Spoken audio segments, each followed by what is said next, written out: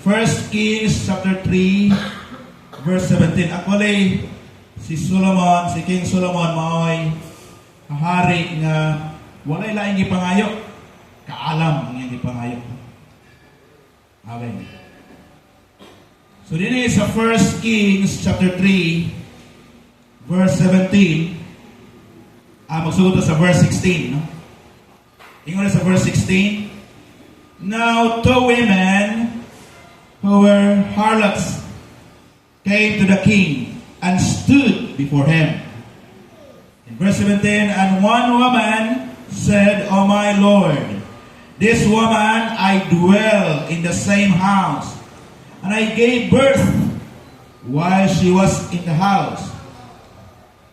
Verse 18, then it happened the third day I had given birth, that this woman also gave birth, and we were together. No one was with us in the house, except the two of us in the house. Verse 19, and this woman's son died in the night, because she lay on him. Verse 20, so she arose in the middle of the night, and took my son from my side, while your maidservant slept, and laid him in her bosom, and laid her dead child in my bosom. Verse 21, and when I rose in the morning to nurse my son, there he was dead. But when I had examined him in the morning, indeed he was not my son when I had born. Then the other woman said, no, but the living one is my son, and the dead one is your son. And the first woman said, no, but the dead one is your son, and the living one is my son. Thus they spoke before the king. So kung na-exon, dunay sulbaronon. Dunay sulbaronon na problema tungod kay kining duha ka mga inahan nag-ilog sa buhi ng anak o nag-ilog sila sa buhi nga bata. So, nangadto sila sa hari in order nga matagaan sila og justice. Kaya nag-ilog naman sila sa buhi nga bata. Wa na may mudawat atong patay. Wa na may mo kuno to, ano mo claim ba? Sa matay din ang claim, no? So kining buhi ilang i-claim. So karon next song, then is verse 23, and the king said, the one says, this is my son who lives, and your son is the dead one. And the other says, no, but your son is the dead one, and my son is the living one. Then the king said, bring me a sword. So they brought a sword before the king. Now, karon it's on. Verse 25, and the king said, divide the living child in two, and give half to the one, and half to the other. Praise God. So, ingon na lang hari, nga, sige, nagaay ko yung espada, ato ning tunga ko ning bata, no? Pus lamang kailog man eh. Praise God. Hallelujah. So, karon gitagaan og espada ang hari. Kay lagi pikason ang bata. Kay nag-ilog naman sila ang duha ka inahan, nag-ilog naman aning buhi nga bata. So nakahukom ang hari nga pikason ang bata. Then verse 26.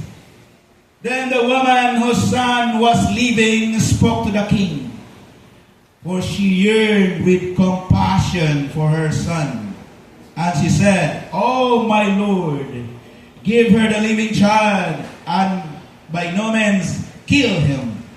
But the other said, let him be neither mine nor yours, but divide him. So the king answered and said, give the first woman the living child, and by no means kill him. She is his mother.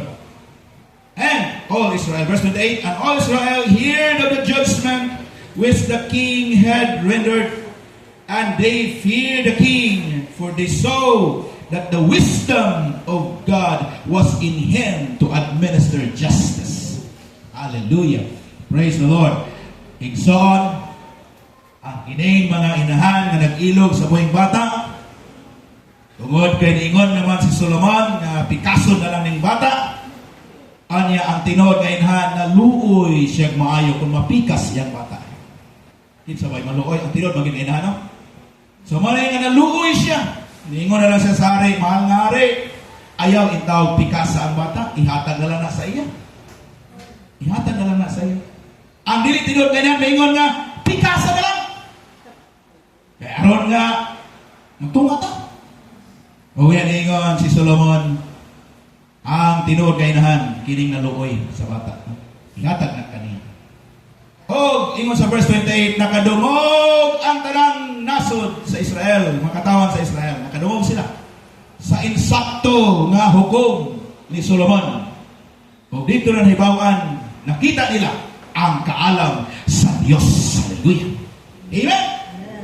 Ingon na sa verse 28, for they saw that the wisdom of God was in him to administer justice. Pag kanindot, nindot kayo pag dunay kaalam sa Diyos. Amen?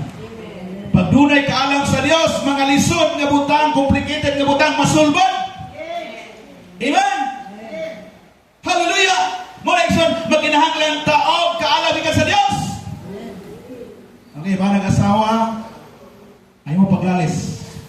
Pangayo mo kaalam sa Diyos. Okay, inanay mong bana, inong asawa nga, di kita maglalis, makita kaalam sa Diyos. So, tinay mong bana, hindi mo asawa. Ina nga, di na kita maglalis ha, mangayo kaalam sa Diyos. Kailangan God sa panimalay, basta nagay problema, maglalis ang banang asawa.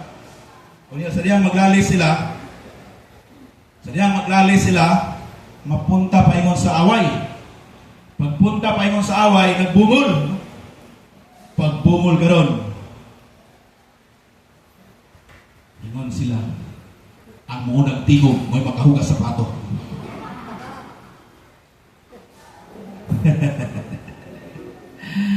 O kung niya karoon, doon ay silingan, ayaw! Awagin sa bitigog. Ayaw! Awagin. Ayaw! Magyapon. Pugong-pugong sila, hindi makahugas sa plato.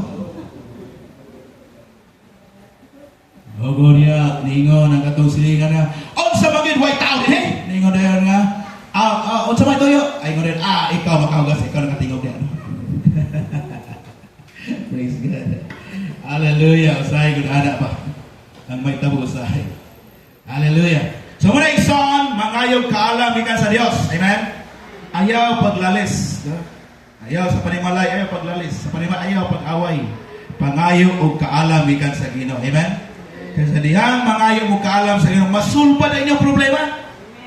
Masulbad na. Bisag unsa kalisod sa inyong problema. Bisag unsa ka-complicated sa inyong problema. Masulbad na. Basta dunay kaalam ikan sa Diyos. Amen? Glory to God. Now in Proverbs 9 verse 1,